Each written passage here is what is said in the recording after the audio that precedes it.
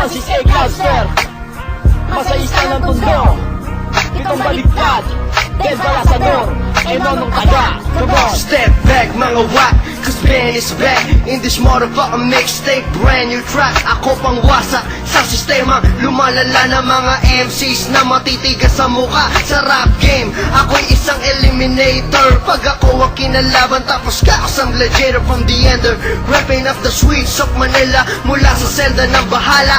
Ako Yo!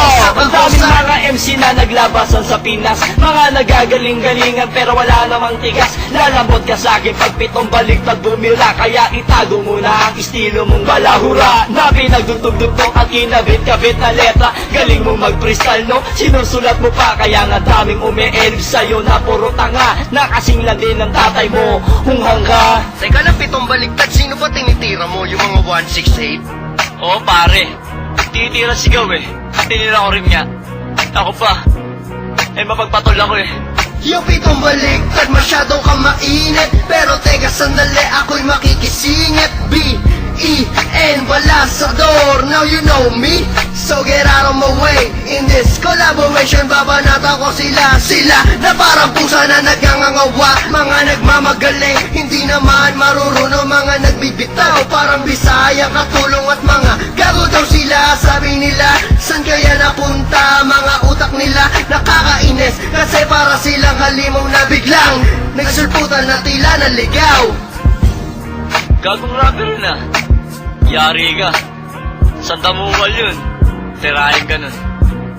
Kahit saan katerba pa sila.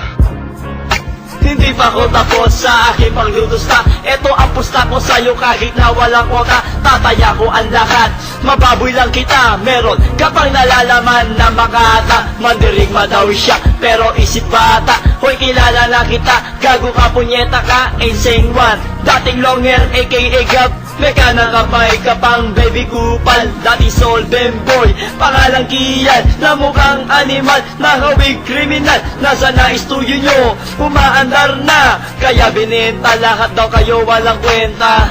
Lo, totoo ba yun pare? Oo men, Ba't naman ganun? ewan ko sa kanila. Sa kaya nagre-record yung mga yun? Ayun, naiga-record, sumisiksik dun. Kuya, pwede ba maisali? Sino ka ba? Kung nga pala si Nonong Taga. Eh sino titirahin mo? Siya ba doon, kuya? O sige.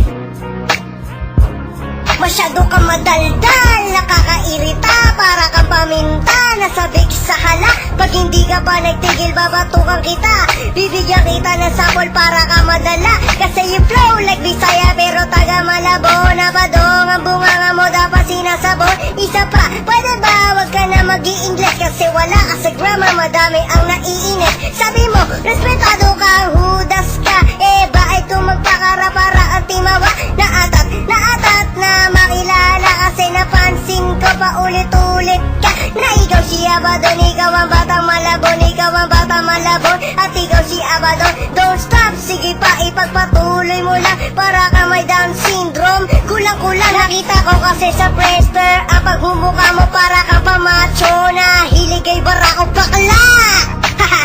Bakla ka pala eh, type mo siguro, no? Ano na? Pasok ko mga epal ah. Tama na yan ah. Kawawa na.